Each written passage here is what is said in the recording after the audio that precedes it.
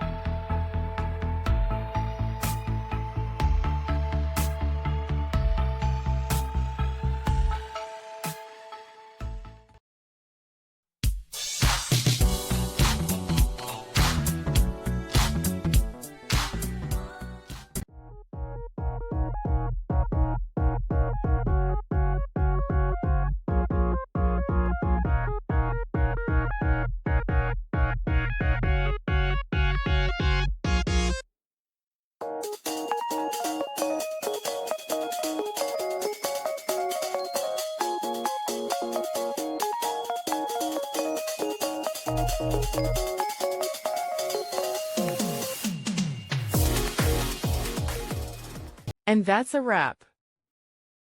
I hope you found the answer you were looking for. If you did, take a second to hit that subscribe button. It really helps out. And let me know in the comments which solution worked best for you. See you next time in the debug zone.